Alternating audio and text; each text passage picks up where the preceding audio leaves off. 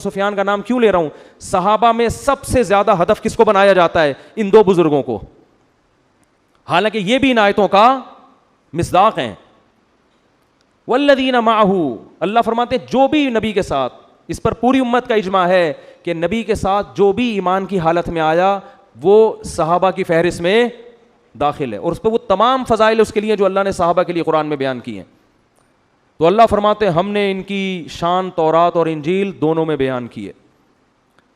تو حضرت معاویہ اور ابو سفیان پر کتنا تبرہ کیا جا رہا ہے آج، اس پہ خاموش نہ رہا کریں، بولا کریں. ابھی کچھ دن پہلے ایک پروگرام بہت تماشا بنا ہے اس کا، کہ حضرت حسن نے جب حضرت معاویہ کے ہاتھ پہ سلو کر لی. دیکھو حضرت علی اور حضرت معاویہ کی جو لڑائی تھی وہ ذاتی بغض کی بیس پہ نہیں تھی. اگر وہ ذاتی بغض کی بیس پہ تھی قرآن کی آیت غلط ہو جائے گی. قرآن کہہ رہا ہے رحماء بینہم، یہ آپس میں کیا ہیں؟ بولو نا، رحم دل. جو آپس میں رحم دل ہوتے ہیں ذاتی بغض کی بیس پہ نہیں لڑتے. وہ کسی چیز کو حق سمجھنے میں غلطی ہو سکتی ہے، اس بیس پہ لڑ سکتے ہیں. جنگ جمل اور جنگ صفی میں جو شہید ہوئے ہیں نا دونوں طرف کے لوگ، حضرت علی نے ان میں سے کسی ایک کو بھی منافق یا کافر قرار نہیں دیا. صحیح مستند روایات سے ثابت ہے حضرت علی کی لشکر میں جو شہید ہوئے ان کے جنازے حضرت علی نے پڑھے ہیں. شام کو ایک دوسرے کے جنازے پڑھے جا رہے ہوتے تھے. تو یہ کیسے ممکن ہے کہ یہ منافق تھے یا یہ کافر تھے اور ان کا جنازہ کون پڑھ رہا ہے؟ حضرت علی کی رائے یہ تھی. یہ غلط فہمی کا شکار ہے یہ لوگ.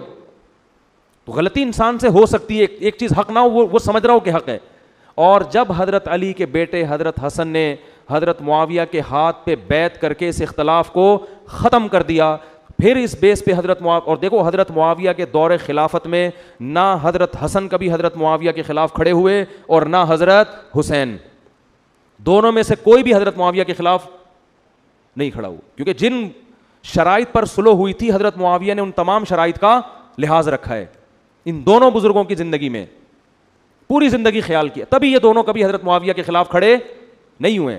تو جب ایک اختلاف ختم کر دیا نبی کے نواسے نے، تو اس کا آپ پھر اگر اس اختلاف کو ہوا دیتے ہو اور حضرت معاویہ کو برا بھلا کہتے ہو تو آپ حضرت حسن کے ماننے والے نہیں ہو. حضرت حسن کے ماننے والے حقیقت میں وہ ہیں جو حضرت حسن کو اس اختلاف کو ختم کرنے میں فالو کرتے ہیں، جو پھر ان مسائل جنگ جمل اور جنگ صفی کو اٹھا کر حضرت علی کے مخالفین پر تان و تشنی کرتا ہے، تبرہ کرتا ہے. تو وہ حضرت حسن کے فالوورز میں سے نہیں ہے.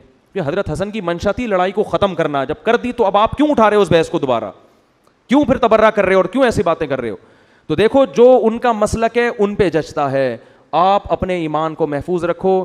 اہل سنت والجماعت کا متفقون علیہ عقیدہ ہے کہ صحابہ میں سے کسی کو بھی برے الفاظ سے یاد کرنا جائز نہیں ہے. آپ اپنے متفقون علیہ عقیدوں کو تحقیقات کی بیس پہ برباد مت کرو، ورنہ اللہ آپ سے علم کا اور عمل کا نور چھین لے گا، آپ سے نمازوں میں خشوع چھین لے گا اللہ تعالیٰ آپ سے. بہت سخت علماء نے لکھا ہے اس بارے میں، کسی صحابی کے لیے ایسے الفاظ استعمال کرنا جن سے بے ادبی ٹپک رہی ہو، اس سے اللہ عمل کا نور چھین لیتے ہیں. عمل نہیں چھینتے، نور چھن جاتا ہے عمل کا. جو بھی صحابہ کے خلاف بولتا ہے نا، آپ کو اس کی نماز میں کبھی خشوع نظر نہیں آئے گا، اس کے چہرے پہ کبھی نور نظر نہیں آئے گا. میں لکھ کے دے رہا ہوں آپ کو. چاہے حضرت اچھا خلاف بولنے میں یہ ضروری نہیں ہے کہ کھل کے بولتا ہو، دائیں بائیں بھی گھماتا ہے نا. حضرت ابو سفیان نے اسلام کو بہت نقصان پہنچایا، لیکن جب توبہ کر لی تو نبی نے بڑا پروٹوکول دیا ابو سفیان کو. توبہ کر لی نا، انہوں نے توبہ کر لی. حضرت عمر بھی تو حضرت نبی کو قتل کرنے کے لیے نکلے تھے، لیکن جب توبہ کر لی تو اب یہ نہیں کہہ سکتے کہ عمر کا تو ارادہ قتل کا تھا اور یہ تھے اور وہ تھے. بھائی جب توبہ کر لی تو اللہ نے کیا کر دیا؟ معاف. اور صرف خالی پیلی کی توبہ نہیں کی ہے، حضرت ابو سفیان نے اسلام لانے کے بعد ساری زندگی میدان جنگ میں گزاری ہے کہ جو میں نے اسلام کو نقصان پہنچایا تھا اب میں لڑائی کے میدان میں لڑ کر اس نقصان کی تلافی کروں. اور حضرت معاویہ نے اتنی لڑائیاں کی ہیں، اتنا جہاد کیا، اس امت کے پر بہت بڑا احسان ہے حضرت معاویہ کا، بہت بڑا احسان ہے. حضرت معاویہ کے دور میں کسی غیر مسلم کی مجال نہیں تھی کہ کسی اسلامی حکومت کی طرف میلی آنکھ اٹھا کے دیکھ سکے وہ، کیونکہ حضرت ابو بکر نے آپ کو کمانڈر بنایا، حضرت عمر نے آپ کو امیر بنایا، تو یہ جانتے تھے آپ کی صلاحیتوں کو. تو ایک اجتہادی خطا ہے، وہ یہ سمجھتے تھے کہ حضرت عثمان کے قاتلوں کا انتقام جب تک نہ لیا جائے اس وقت تک میں علی کی خلافت کو تسلیم نہیں کروں گا. ان کا مقصد حضرت علی سے اختلاف نہیں, حکومت پہ دباؤ ڈال کے مطالبہ منوانا. اس میں حضرت معاویہ سے ہم مانتے ہیں کہ غلطی ہوئی ہے, لیکن یہ غلطی نفسانی خواہش کی بیس پہ نہیں تھی, اس غلطی یہ اجتہادی تھی. امی عائشہ سے بھی یہ اجتہادی غلطی ہوئی, وہ جنگ جمل میں حضرت معاویہ کے ساتھ تھیں, تو حالانکہ اس میں بھی ہم حضرت علی کو ٹھیک کہتے ہیں اور امی عائشہ کو کہتے ہیں کہ آپ سے اجتہادی غلطی, لیکن اس اجتہادی غلطی کی بیس پر امی عائشہ پہ اگر کوئی انگلی اٹھاتا ہے تو اس سے بڑا بدبخت دنیا میں کوئی نہیں. جنگ جمل کو جمل کیوں کہتے ہیں؟ جمل اونٹ پہ امی عائشہ بیٹھی تھی, حضرت علی کے مقابلے میں تھی وہ. تو یہ اختلاف شیطان نے ڈلوا دیے, اور اللہ نے ہمیں بتانا تھا کہ اختلاف میں بھی کیا کرنا ہے تم نے. اور آج جو ہم نے آیتیں پڑھی ہیں اس میں قرآن کیا کہہ رہا ہے؟ وَإِن طَائِفَتَانِ مِنَ الْمُؤْمِنِينَ اقْتَتَلُوا, مسلمانوں کی دو جماعتیں اگر آپس میں لڑ پڑیں تو ان کے درمیان صلح کرواؤ.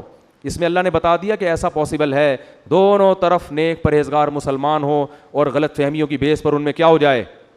بولو, لڑائی. پھر آگے قرآن کے الفاظ دیکھیں کہ اگر صلح نہ ہو سکے فَإِن بَغَتْ إِحْدَاهُمَا عَلَى الْأُخْرَى, تو پھر دیکھو حکومت کے خلاف کون کھڑا ہوا ہے. جو حکومت کے خلاف کھڑا ہوا ہے حکومت کا ساتھ دے کے تم اس کے خلاف تلوار چلاؤ.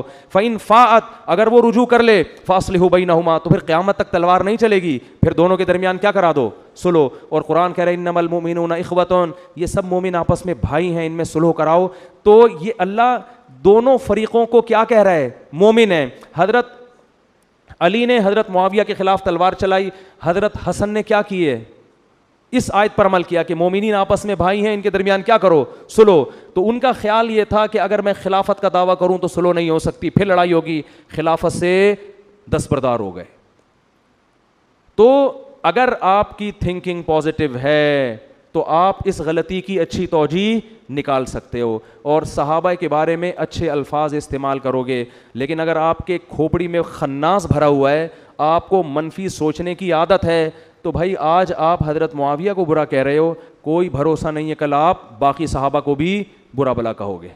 پہلے یہ شیعہ لوگوں کا کام سمجھا جاتا تھا کہ وہ تو کرتے ہی ہیں, اب کچھ سنی بھی اس میدان میں کود پڑے ہیں اور صحابہ کے بارے میں غلط الفاظ استعمال کر رہے ہیں.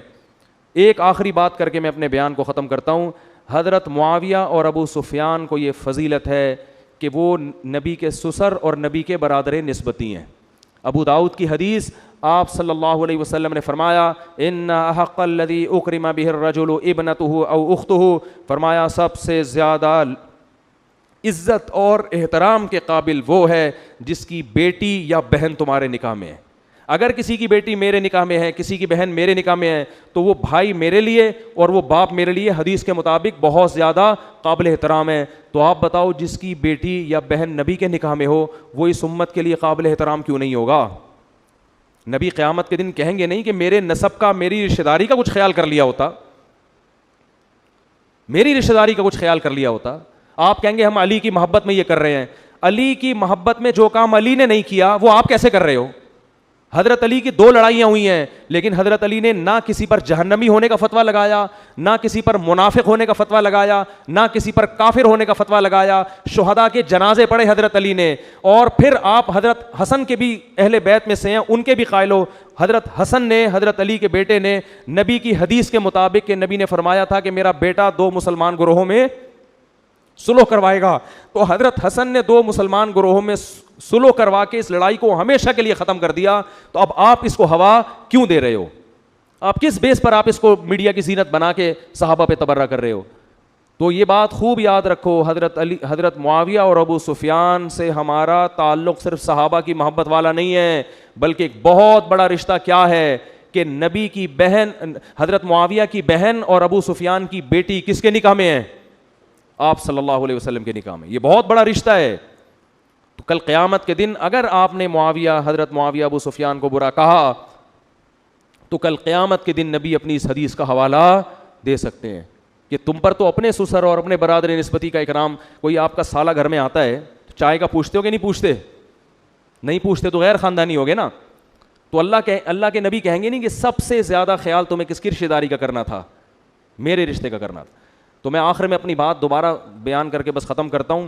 جو شخص بھی کسی صحابی کے بارے میں بے ادبی کے الفاظ استعمال کرے گا نا, دنیا میں سب سے پہلا عذاب اس پر کیا آئے گا؟ اس کے چہرے کی رونق اور نور اللہ اس سے چھین لیں گے. عبادت نہیں چھینیں گے, عبادت میں روحانیت ختم. نماز کے درمیان بھی اس کو الٹے منفی خیالات آئیں گے. اور وہ کیڑے نکالنے کا کام پھر ایسا کرے گا کہ ساری زندگی کیڑوں کے علاوہ اس کو کسی کے پاس کچھ نظر نہیں آئے گا. تو مثبت سوچ رکھو, پازیٹیو سوچ رکھو.